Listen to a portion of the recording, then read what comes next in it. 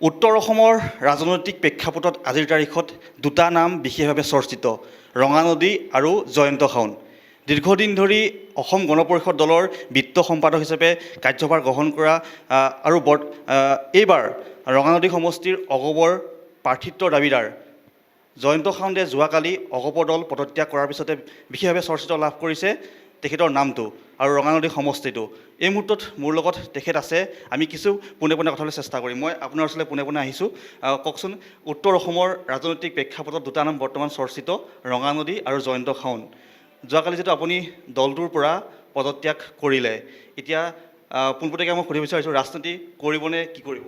চাওক, মই অসম গণ পৰিষদ দলৰ এজন তৃণমূল কৰ্মী হিচাপে দলৰ যিখিনি নিৰ্দেশ, দলৰ যিখিনি কাৰ্যসূচী, দলৰ নিৰ্দেশত মই দলৰ নেতৃত্বৰ নিৰ্দেশ অনুযায়ী যিখিনি কাম মোক কৰিব দিছে সেইখিনি মই সুচাৰুৰূপে কৰি আছোঁ। আৰু তাৰ ভিতৰতে ৰঙানদী সমষ্টিটোত মই অধিক সময় দিছোঁ আৰু সেই ৰঙানদী সমষ্টিটোতে মই দলৰ শক্তিশালী ভেটি স্থাপন কৰিবৰ কাৰণে মই চেষ্টা কৰিছোঁ।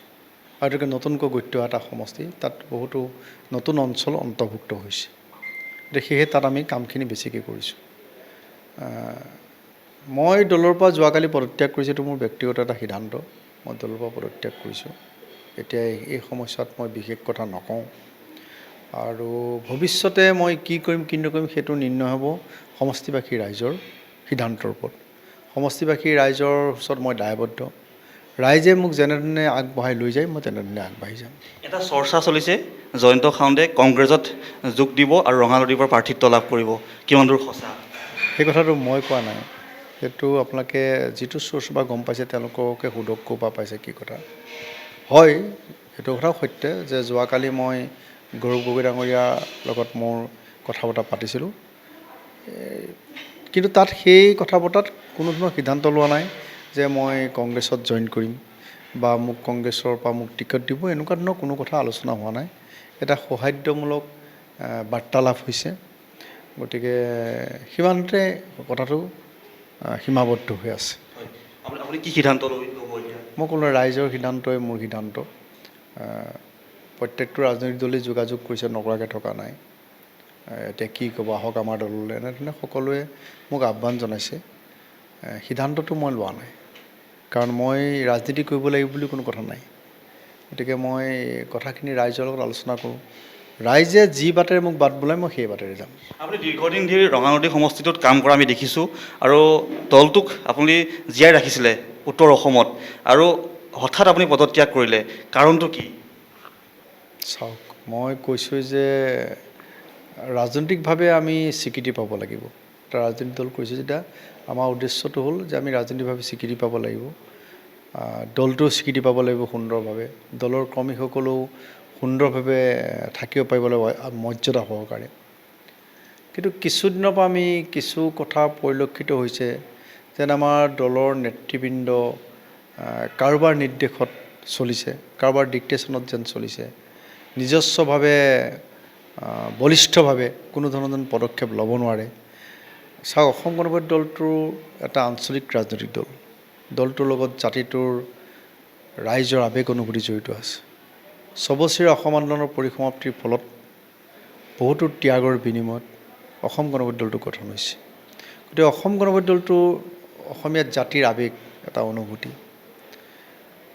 আৰু দলটো গঠন হওঁতেই এটা আঞ্চলিক বৈশিষ্ট্যৰে গঠন হোৱা এটা আঞ্চলিক ৰাজনৈতিক দল। দলটোৰ নিজস্ব উদ্দেশ্য, আদৰ্শ, লক্ষ্য থাকে। আমি কামখিনি কৰি থাকোঁতে আমি কেতিয়াবা আমাৰ পৰিলক্ষিত হয় যে দলৰ নেতৃত্বই যেন কেতিয়াবা আঞ্চলিক যিটো চৰিত্ৰ, আঞ্চলিক চৰিত্ৰ, তাৰ উদ্দেশ্য, লক্ষ্য, আদৰ্শৰ পৰা যেন কিছু ফালৰি কাটিছে, এই কথাটো পৰিলক্ষিত হয়। তথাপিতো দলটোৰ বৃহত্তৰ স্বাৰ্থত, জাতিটোৰ বৃহত্তৰ স্বাৰ্থত আমি নিজকে নিস্বাৰ্থভাৱে আত্মনিয়োগ কৰিছিলোঁ দলৰ কাম কৰিবৰ বাবে, কৰি আছিলোঁ, গৈও আছিলোঁ। কিন্তু এতিয়া যিহেতুকে নিৰ্বাচনৰ বতৰ, বিভিন্ন ধৰণৰ কথা ওলায় নিৰ্বাচনৰ বতৰৰ সময়ত।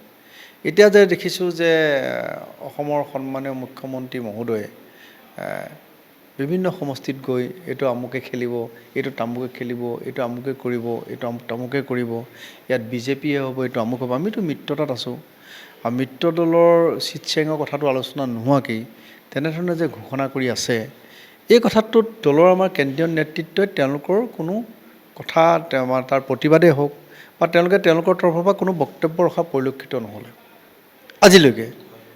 যে তেনে কথাত আমাৰ এটা সন্দেহ হৈছে যে আমাৰ অসম গণ পৰিষদ দল নামৰ আঞ্চলিক ৰাজনৈতিক দলটো কাৰোবাৰ যেন ডিক্টেশ্যনত চলিছে।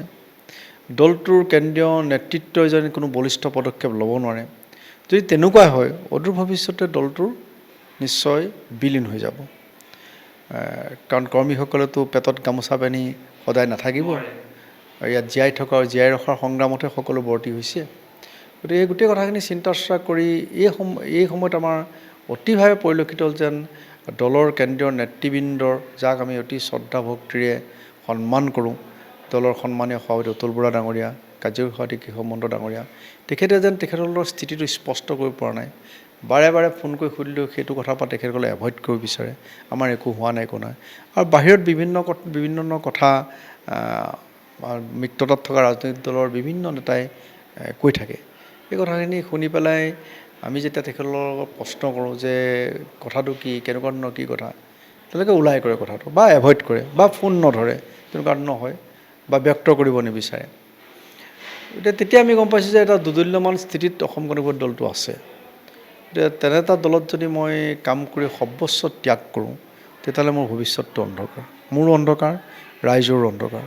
সেইকাৰণে যিখিনি ৰাইজে এটা আশা লৈ পেলাই, মনত এটা উদ্যম লৈ, মনত এটা আশা লৈ পেলাই কাম কৰি আছে, সেই মানুহখিনিৰ যি আশাত মই চেঁচা পানী জ্বলাব। গতিকে ৰাইজৰ বৃহত্তৰ স্বাৰ্থৰ প্ৰতি লক্ষ্য ৰাখি মই সিদ্ধান্ত ল'লোঁ যে মই দলৰ পৰা পদত্যাগ কৰাটো উচিত হ'ব ব্যক্তিগতভাৱে।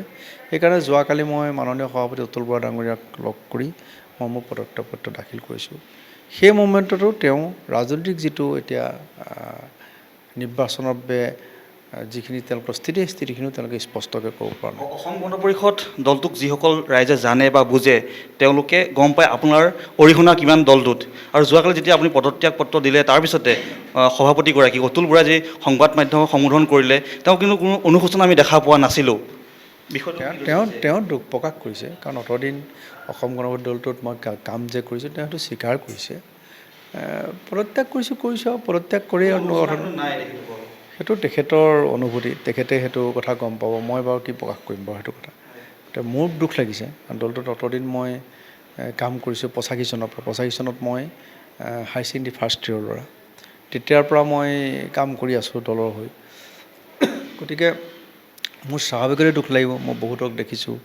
মই তেতিয়া 85 চনত যেতিয়া প্ৰথম অসম গণ পৰিষদ দলৰ হৈ কাম কৰিছোঁ, তেতিয়া আমাৰ তাত লখিমপুৰত সমষ্টিৰ সন্মানীয় উৎপলদত্ত ডাঙৰীয়া তেতিয়া MLA উঠিছিলে। আমি গোটেইখিনিয়ে কষ্ট কৰি পেলাই তেখেতক জিকাইছিলোঁ।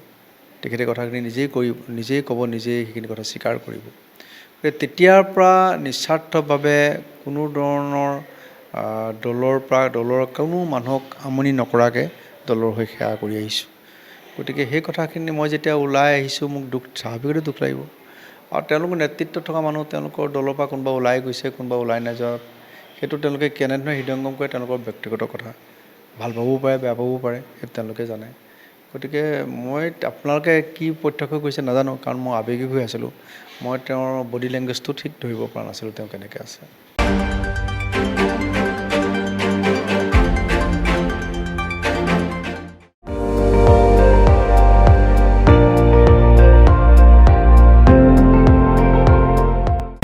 আপুনি চাই আছে ND24, সৰ্বশ্ৰেষ্ঠ নহয় সৰ্বোত্তমৰ দৌৰ।